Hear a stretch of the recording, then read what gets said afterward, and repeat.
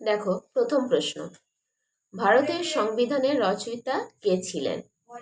এখানে 4টি অপশন দেওয়া আছে, যথা B.R. আম্বেদকর, রাজেন্দ্র প্রসাদ, জওহরলাল নেহেরু, সর্দার প্যাটেল। উত্তরটি হবে B.R. আম্বেদকর।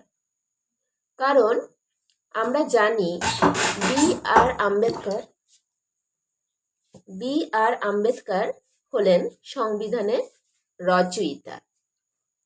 এরপর একই সঙ্গে আমরা আরও কিছু জানি, বা যদি না জানা থেকে এখান থেকে আমরা জেনে নেব, সেটা হলো রাজেন্দ্র প্রসাদ হচ্ছেন সংবিধান রচনা করার জন্য যে অ্যাসেম্বলি তৈরি করা হয় তার সভাপতি ছিলেন তিনি।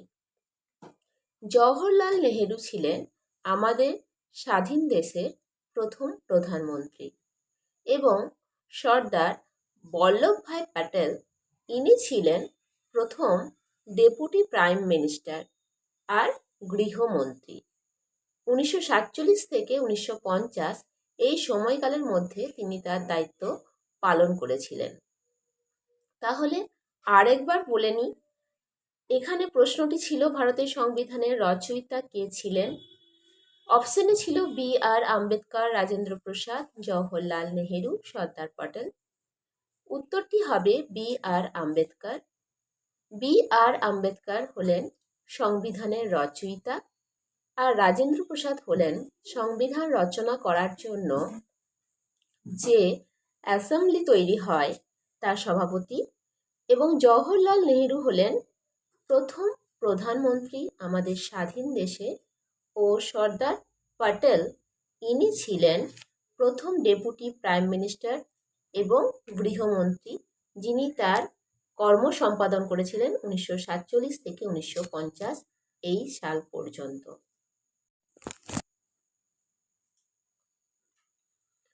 এরপর দেখো প্রশ্ন নাম্বার 2, ভারতের জাতীয় পশু কোনটি? এই প্রশ্নটি ভীষণই সোজা, আমরা কম বেশি প্রত্যেকেই এর উত্তর জানি। আমরা দেখে নেব অপশন কি দেওয়া আছে। সিংহ, বাঘ, হাতি, চিতা। উত্তর হবে যথারীতি বাঘ।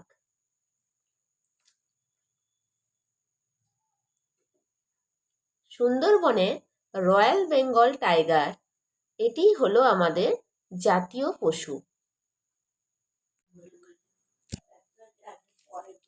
এরপর দেখো প্রশ্ন নাম্বার 3, ভারতের প্রথম উপরাষ্ট্রপতি কে ছিলেন?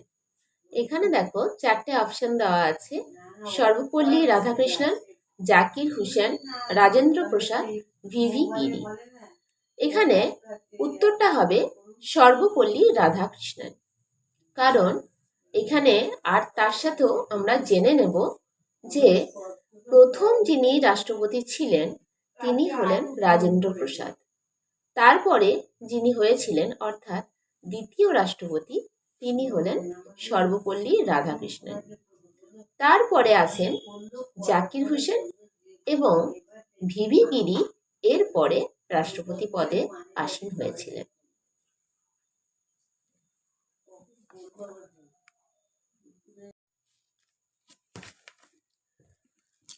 চতুর্থ প্রশ্নটি হল, পানিপথের প্রথম যুদ্ধ কোন সালে হয়েছিল? অপশন আছে 1526, 1556, 1761, 1707। উত্তর হবে 1526। 1526 পানিপথের প্রথম যুদ্ধ হয়েছিল আমাদের সুলতান বাবর এবং ইব্রাহিম লোদির সঙ্গে। আমরা জেনে নেব এই যুদ্ধের ফলাফল। এখানে জয়লাভ করেছিলেন বাবর। তারপরে এর সঙ্গেই আমরা আরও কিছু বিষয় জেনে নেব। যেহেতু আমাদের চ্যানেলের নাম ক্লিয়ার কনসেপ্ট, আমরা একটা প্রশ্নের সঙ্গে সঙ্গে বেশ কিছু আরও প্রাসঙ্গিক প্রশ্ন ও উত্তর জেনে নেব। সেই জন্যে এরপরে আমরা জেনে নিতে চাই যে পানিপথের দ্বিতীয় যুদ্ধ এটি অনুষ্ঠিত হয়েছিল 1556 খ্রিস্টাব্দে। যুদ্ধটি হয়েছিল সম্রাট আকবর এবং হিমুর মধ্যে। এই যুদ্ধের ফলাফলে আমরা দেখি সম্রাট আকবর জয়লাভ করেছিলেন এবং এরপরে পানিপথের তৃতীয় যুদ্ধ এটি ঘটিত হয়েছিল 1761 সালে। এটি হয়েছিল মারাঠা এবং আহমেদ শাহ আবদালির মধ্যে। এখানে জয়লাভ করেছিলেন আহমেদ শাহ আবদালি। তাহলে আরেকবার আমরা শুনে নেব। পানিপথের প্রথম যুদ্ধ হয়েছিল 1526 খ্রিস্টাব্দে। সম্রাট বাবর এবং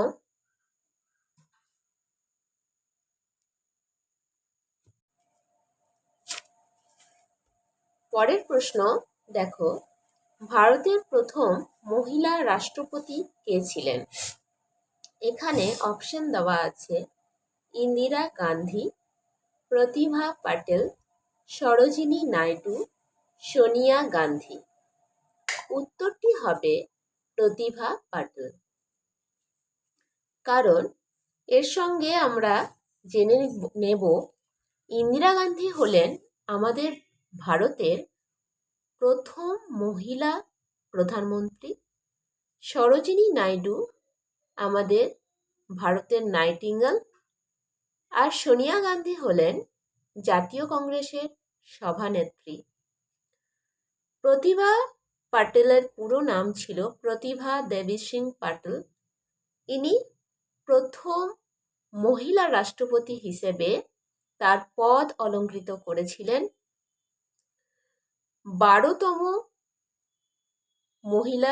12তম রাষ্ট্রপতি ছিলেন তিনি এবং জুলাই 2007 থেকে জুলাই 2012 পর্যন্ত তিনি তার পদে আসীন ছিলেন।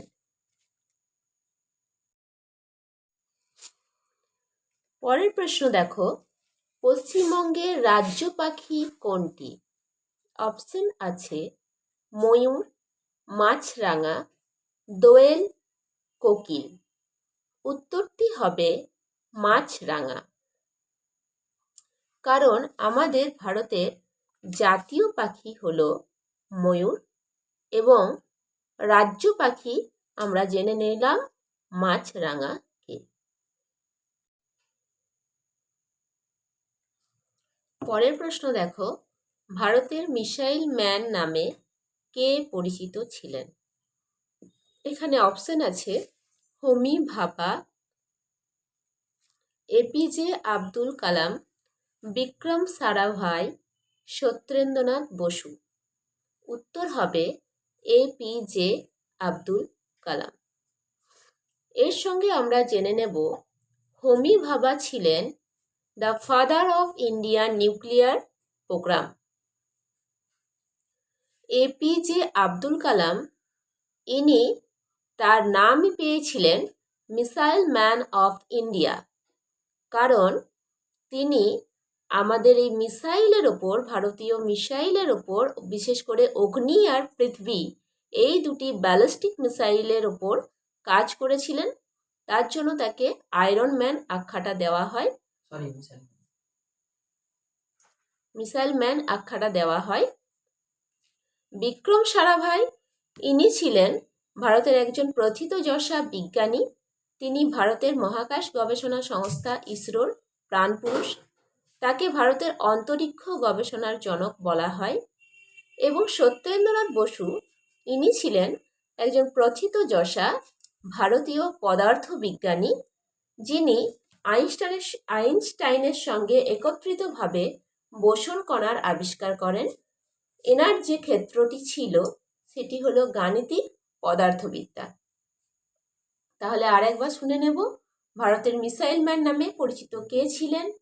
ইনি হলেন এপিজে আব্দুল কালাম। বাংলাদেশের মুক্তিযুদ্ধ কোন সালে সংগঠিত হয়? অপশন আছে 1965, 1971, 1975 এবং 1980। উত্তরটি হবে 1971। 1971 সালে বাংলাদেশে মুক্তিযুদ্ধ অনুষ্ঠিত হয়। পরের প্রশ্নটি দেখো, ভারতের প্রথম অস্কার বিজয়ী সঙ্গীত শিল্পী কে ছিলেন? অপশন আছে রাহুল দেব বর্মন, এ আর রহমান, হেমন্ত মুখোপাধ্যায়, লতা মঙ্গেশকর। উত্তরটি হবে এ আর রহমান।